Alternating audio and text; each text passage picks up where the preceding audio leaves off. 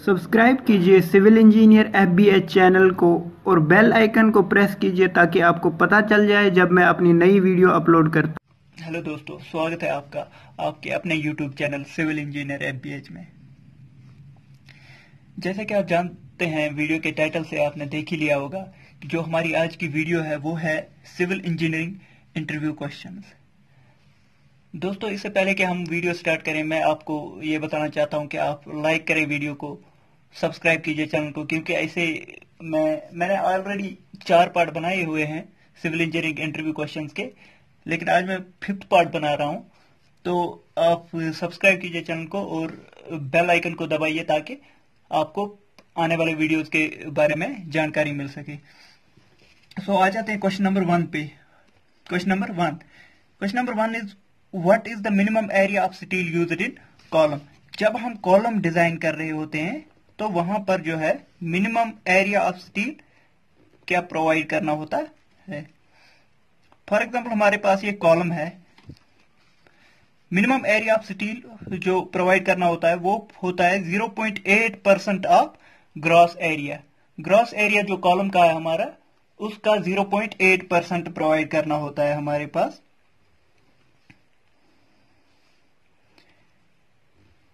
Provide करना होता है as minimum area of steel. For example, ये हमारे पास एक कॉलम है और ये जो है हमारे पास, ये मैंने क्रॉस सेक्शन दिखा दिया है, ये कॉलम है हमारे पास और ये मैंने क्रॉस सेक्शन दिखा दिया है। यहां पर मैं रीइंफोर्समेंट दिखा रहा हूं। ये अगर इसका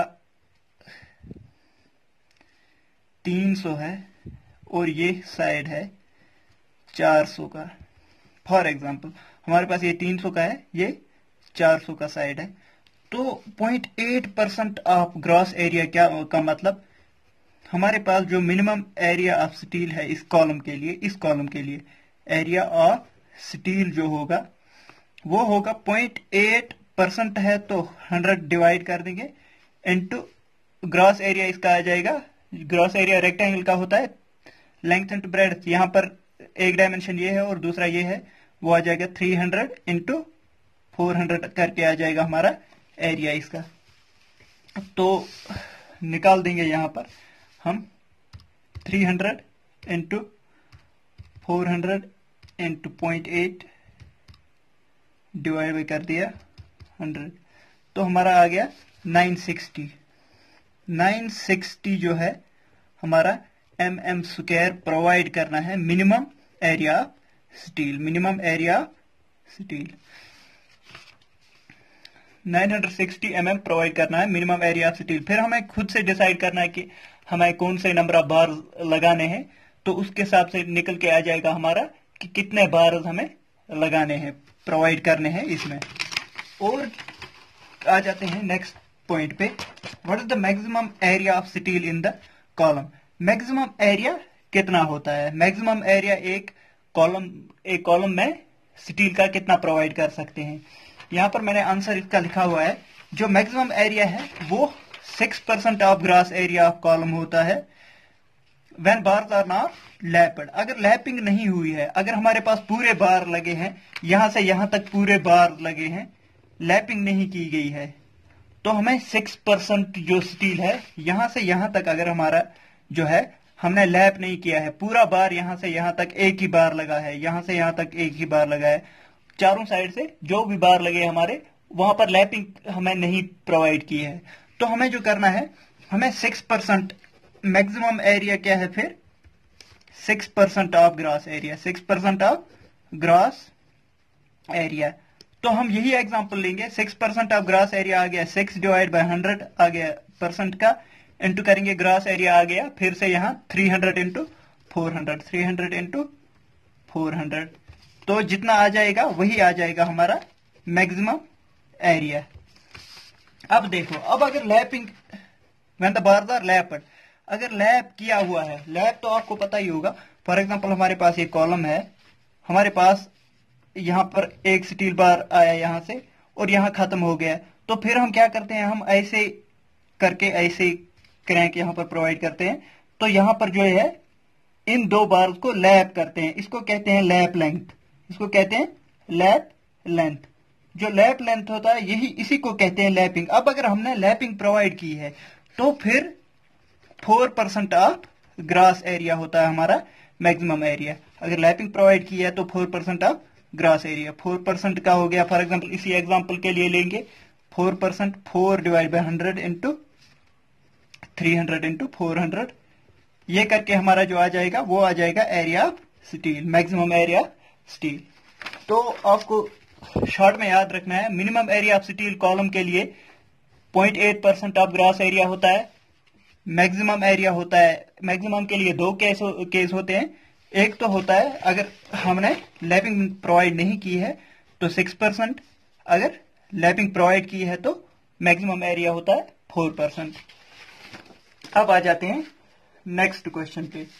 नेक्स्ट क्वेश्चन जो है हमारा, minimum number of bars of reinforcement in A column. Minimum number of bars कितने हम लगा सकते हैं फॉर रेक्टेंगुलर और स्क्वायर कॉलम। अगर हमारे पास एक रेक्टेंगुलर या स्क्वायर कॉलम है, ऐसे करके हमारे पास कॉलम है, ये सेक्शन में बना रहा हूं कॉलम का। अगर हमारे पास ऐसे करके कॉलम है तो हमें minimum number of bars 4 provide करने हैं। अगर स्क्वायर या रेक्टेंगुलर कॉलम है तो हमें 4 बार्स प्रोवाइड करने हैं मिनिमम। 4 से कम हम प्रोवाइड नहीं कर सकते, हमें कम से कम जो है 4 रीइंफोर्समेंट बार्स प्रोवाइड करने हैं। फॉर सर्कुलर कॉलम, अगर सर्कुलर कॉलम अब हमारे पास है जिसका सेक्शन ऐसे है, सर्कुलर सेक्शन है, तो हमें क्या करना है, हमें minimum number of 6 bars provide करने हैं। मतलब कि 1 2 3 4 5 6 ऐसे करके हमारे पास minimum number of bars 6 provide करने हैं। कम से कम हमें 6 बार्स तो प्रोवाइड करने ही करने हैं, 6 से कम हम प्रोवाइड नहीं कर सकते। रेक्टेंगुलर के केस में या स्क्वायर के केस में हम 4 से कम प्रोवाइड नहीं कर सकते। क्वेश्चन नंबर 4 जो पूछा जाता है, मैक्सिमम इंटरव्यूज में पूछे जाते हैं जो क्वेश्चन, इसलिए मैंने निकाल के रखे हैं। Minimum diameter of bar used in column. Column में मिनिमम डायमीटर ऑफ बार हम कौन सा यूज कर सकते हैं। हमें तो पता है बार जो हमारे पास होते हैं 8 mm, 6 mm, 8 mm, 10 mm के होते हैं। फिर आ जाते हैं 12 mm, 16 mm, 20 mm, 25 mm, 36 mm। तो मिनिमम डाया बार जो होता है, अगर हम कॉलम बना रहे हैं एक जगह, वहां पर कुछ रीइंफोर्समेंट प्रोवाइड करना है तो हम 12 mm से छोटा सरिया नहीं लगा सकते हैं कॉलम में। कॉलम में हम 12 mm से छोटा सरिया नहीं लगा सकते, मतलब कि 6 mm का नहीं लगा सकते, 8 mm का नहीं लगा सकते, 10 mm का नहीं लगा सकते। ये तो सीधा रिजेक्ट होता है। फिर हम इनमें से कोई प्रोवाइड करते हैं, मतलब कि 6 mm, 8 mm और 10 mm वाले रिजेक्ट हो गए, वो कॉलम के लिए हम यूज नहीं करते। ये जनरली टाइज में 8 mm, 6 mm टाइज में यूज करते हैं, या वन वे स्लैब के केस में जो होता है डिस्ट्रीब्यूशन रीइंफोर्समेंट उसमें यूज होता है। और 10 mm, 12 mm जो बार्स होते हैं वो मैन रीइंफोर्समेंट यूज होते हैं जब हम स्लैब की बात कर रहे होते हैं। तो आ जाते हैं नेक्स्ट क्वेश्चन पे। नेक्स्ट क्वेश्चन है question number 5, what is the maximum distance between the longitudinal bars. Longitudinal bars में मैक्सिमम डिस्टेंस कितना रख सकते हैं हम। ये तो बहुत अच्छा क्वेश्चन है, मैं आपको ये एक्सप्लेन करूंगा इसे। अब अगर हमारे पास कॉलम ये है, मैक्सिमम डिस्टेंस ऑफ लॉन्गिट्यूडनल बार जो होता है वो 300 mm से ज्यादा नहीं होना चाहिए। फॉर एग्जांपल हमारे पास एक कॉलम है, ये है 600 mm और 300 mm का, ये कॉलम हमारे पास है। यहां पर हम एक कॉलम प्रोवाइड करेंगे तो यहां पर ऑलरेडी हमने कुछ जो क्लियर कवर प्रोवाइड किया होगा, तो फिर जाके इन दो के दरमियान डिस्टेंस जो है 300 से कम आ जाएगा। मतलब यहां से हम लॉन्गिट्यूडनल बार में जो डिस्टेंस है वो मेंटेन हो जाएगी हमारी 300 से कम, मैक्सिमम डिस्टेंस से कम आ जाती है ये, क्योंकि 300 से ज्यादा हम नहीं प्रोवाइड कर सकते। अब अगर यहां से बार प्रोवाइड करना है, अब अगर यहां से हम यहां पर बार प्रोवाइड करेंगे तो ये जो डिस्टेंस है ये बहुत ज्यादा बढ़ गई, ये तो 500 कुछ आ जाएगा। अगर हम कवर माइनस भी करते हैं फिर भी ये 500 60 तक, 560 तक आ जाएगा या 550 तक आ जाएगा कुछ। ये तो अब इस क्राइटेरिया को फॉलो नहीं कर रहा है, maximum distance between the bar. अब हमें क्या करना है, हमें यहां पर एक और बार प्रोवाइड करना पड़ेगा बीच में। फॉर एग्जांपल यहां पर हम फिर जाके जो डिस्टेंस आ जाएगा वो 300 से कम आ जाएगा। अब लॉन्गिट्यूडनल बार ये दो हो गए, तो इनमें से डिस्टेंस जो होगा 300 से कम आ जाएगा। और ऐसे करके यहां से भी एक बार यहां पर प्रोवाइड करना पड़ेगा। मैक्सिमम डिस्टेंस दो बार के दरमियान 300 से ज्यादा नहीं होना चाहिए। तो आ जाते हैं हम नेक्स्ट क्वेश्चन पे। नेक्स्ट क्वेश्चन है जो हमारा, how to determine the dimensions of lateral ties. जो हमारे पास लेटरल टाइज होते हैं, जो हम ऐसे करके प्रोवाइड करते हैं, उनका डायमेंशन कितना होता है। अब देखो डायमीटर ऑफ टाइज, किन डायमीटर के हम टाइज बनाएंगे वो डिटरमाइन करते हैं हम ऐसे। डायमीटर ऑफ टाइज होता है diameter of man bar. For example अगर ये एग्जांपल हम लेंगे, अगर हमारे पास 25 mm के डायबार लगे हैं, तो हम डायमीटर ऑफ टाई क्या लेंगे, 1/4 ऑफ 25 by 4, 25 डिवाइड बाई 4 करके हमारा जो आ गया 6.25 वैल्यू आ गया। और ये वाला वैल्यू 6 है, तो हमारा मैक्सिमम वैल्यू कौन सा आ गया 6.25। मतलब कि हमें 8 mm डायमीटर के जो है टाइज प्रोवाइड करने पड़ेंगे। कम से कम हमें 8 mm के डायाबार्स के टाइज प्रोवाइड करने पड़ेंगे, क्योंकि ये जो है ना, इन दो में से कैलकुलेट करके हमें मैक्सिमम वाला लेना होता है। मैक्सिमम अगर 6 से ज्यादा हो गया तो 8 mm का प्रोवाइड करना है, या 8 से ज्यादा भी हो गया तो 10 mm वाला प्रोवाइड करना है। ऐसे ही चलता है काम। तो अब आ जाते हैं, how to determine the maximum value of pitch of transverse reinforcement. Transverse reinforcement वही बात कर रहा है फिर से। टाइज जो होते हैं हमारे, उन्हीं को कहते हैं ट्रांसवर्स रीइंफोर्समेंट। ये जो हमने कॉलम दिखाया यहां पर, ये है टाइज, ये रीइंफोर्समेंट है, ये मैन बार्स, ये हो गए टाइज। पिच क्या होता है, पहले मैं पिच बता दूं। It is a centre to centre distance between the ties. Between the ties के दरमियान जो सेंटर टू सेंटर स्पेसिंग होती है हमारी, उसी को टाइज कहते हैं। अब ये टाइज की पिच होता है distance, centre to centre spacing जो होती है, उसी को पिच कहते हैं। पिच हम 3 फार्मूले से निकालना होता है। एक तो होता है लीस्ट लैटरल डायमेंशन, दूसरा होता है लीस्ट लैटरल डायमेंशन। अगर ये 300 है, ये 400 है, तो लीस्ट लैटरल डायमेंशन कौन सा हो गया, 300 वाला, जो छोटा डायमेंशन होगा एक कॉलम में हमारे पास। ये अगर 300 है, ये 400 है, तो हमें 300 वाला कंसिडर करना है लीस्ट लैटरल डायमेंशन। अब अगर 16 टाइम्स डायमीटर ऑफ मिनिमम बार, जो हमने कॉलम में मिनिमम डायमीटर का बार प्रोवाइड किया, अगर हमने 20 mm वाला भी प्रोवाइड किया, 12 mm वाला ऐसे प्रोवाइड किया है, तो हमें 12 mm वाला लेना है। 16 इंटू डायमीटर ऑफ मिनिमम बार हमारा आ जाएगा यहां पर 16 इंटू 12। अगर हमने मिनिमम बार 12 का यूज किया है, मिनिमम बार अगर 10 का यूज करेंगे तो यहां पर 16 इंटू 10 आ जाएगा। ऐसे करके ये जो 3 वैल्यूज है, इन 3 वैल्यूज में जो मिनिमम वैल्यू होती है, जो हमारे पास मिनिमम वैल्यू होती है, वही हमें एज ए पिच प्रोवाइड करना होता है। वही स्पेसिंग लेके हमें ये जो है टाइज प्रोवाइड करने होते हैं कॉलम में। तो मतलब कि मैक्सिमम पिच अगर पूछा जाए, मैक्सिमम पिच जो होता है वो 300 का हमें प्रोवाइड करना होता है। 300 से ज्यादा हम पिच नहीं प्रोवाइड कर सकते, क्योंकि मैक्सिमम पिच आ जाएगा 300, क्योंकि इनमें से लीस्ट वैल्यू लेनी होती है तो मैक्सिमम 300 ही आ जाएगा।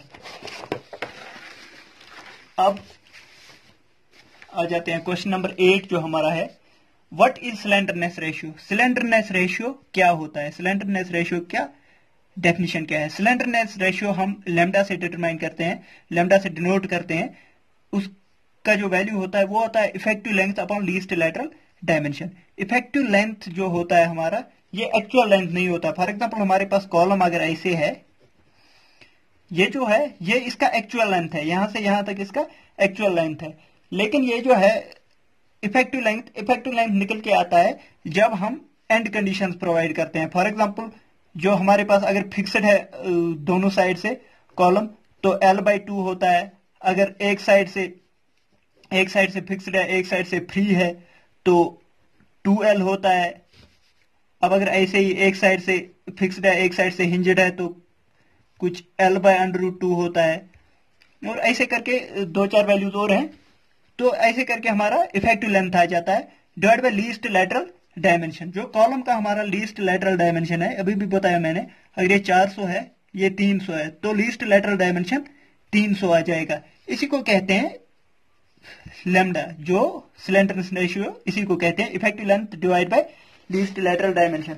फॉर एग्जांपल हमारे पास अगर 6 मीटर इफेक्टिव लेंथ आ रहा है, मैं इफेक्टिव लेंथ यहां इसे कह रहा हूं ताकि आपको कंफ्यूजन न हो जाए। अगर इफेक्टिव लेंथ 6 मीटर का है मतलब कि इफेक्टिव लेंथ 6000 mm में आ जाएगा divide by least lateral dimension. For example यहां हमने एग्जांपल लिया 300 है, 6000/300 आ जाएगा। फिर जो है स्लेंडरनेस रेशियो 6000 डिवाइड बाय 300, ये आ गया फॉर एग्जांपल 20 आ गया हमारा स्लेंडरनेस रेशियो। अब क्वेश्चन नंबर 9 जो फाइनल क्वेश्चन है आज का, वो है mention the difference between the long column and short column. Short column और लॉन्ग कॉलम में डिफरेंस क्या होती है? मोस्ट इंपॉर्टेंट क्वेश्चन जो है पूछा जाता है हमारे पास।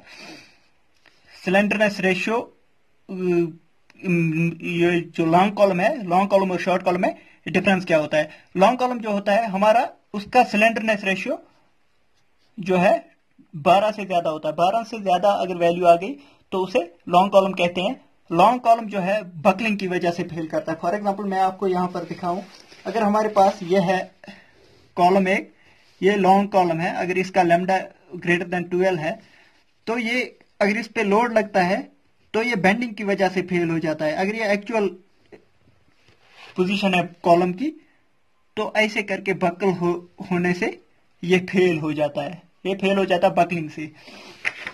अब जो शॉर्ट कॉलम जो होता है, इसका जो स्लेंडरनेस रेशियो की वैल्यू होती है वो 3 और 12 के दरमियान होती है। 3 और 12 के दरमियान अगर हमारा स्लेंडरनेस रेशियो है तो हमारा जो होता है वो शॉर्ट कॉलम होता है। अब जो शॉर्ट कॉलम जो होता है वो फेल होता है क्रशिंग से। क्रशिंग से मतलब कि कंप्रेसिव लोड से फेल हो जाता है हमारा। अगर हमारे पास कॉलम है जो शॉर्ट कॉलम है, वो क्रशिंग की वजह से ज्यादा लोड लगेगा तो क्रश हो जाएगा, सीधा कंक्रीट क्रश हो जाएगा, उसकी वजह से फेल होता है। अब अगर हमारा लैम्डा जो है स्लेंडरनेस रेशियो 3 से कम होता है तो उसे हम पेडेस्टल कहते हैं। पेडेस्टल जनरली जिसपे वो मूर्ति वूर्ति लगी होती है उसको पेडेस्टल कहते हैं। तो इसी के साथ जो है आज की वीडियो खत्म होती है। तो मैं अगर आपको वीडियो पसंद आई तो आप लाइक कीजिए और शेयर कीजिए अपने दोस्तों के साथ। थैंक यू दोस्तों।